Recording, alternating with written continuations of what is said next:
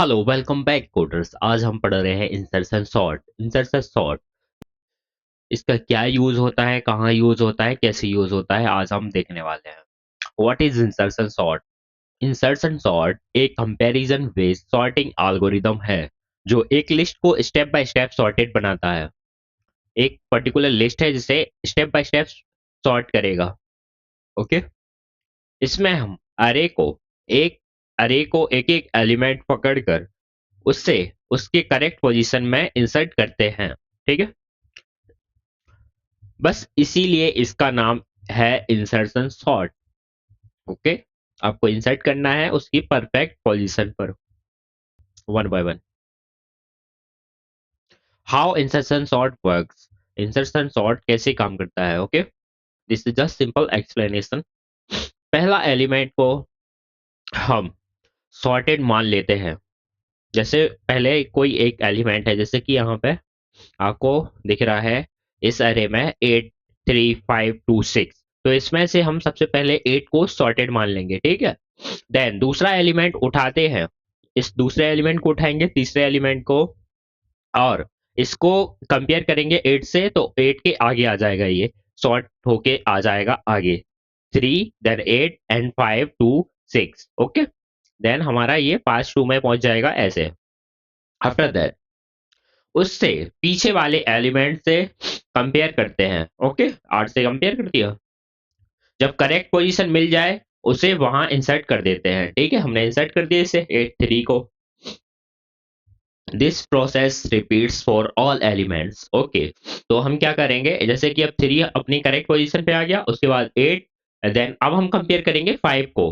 5 को हम उठाएंगे और 5 को कंपेयर करेंगे 3 एंड 8 से। तो 3 एंड 8 से कंपेयर करेंगे तो हमारा ये आ जाएगा 8 से पहले। देन 8 से पहले हमने इंसर्ट कर दिया इसे 5 को। आफ्टर दैट हम देखेंगे 2 को। अब 2 को कंपेयर करना है इन सभी से, क्योंकि 2 सबसे छोटा है। तो 8 से कंपेयर करेंगे उससे छोटा होगा, 5 से कंपेयर करेंगे उससे भी छोटा होगा, देन 3 से कंपेयर करेंगे उससे भी छोटा होगा, तो सबसे आगे आ जाएगा 2। After that we will move on to 6।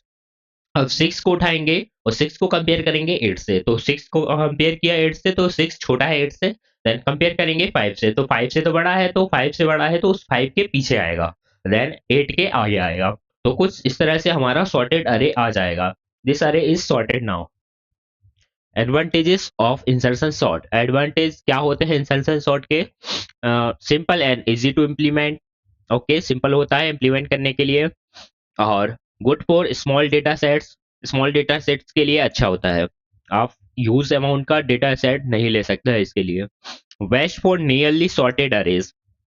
Okay, nearly sorted arrays के लिए बेस्ट होता है। स्टेबल सॉर्टिंग एल्गोरिदम, ये एक स्टेबल सॉर्टिंग एल्गोरिदम है।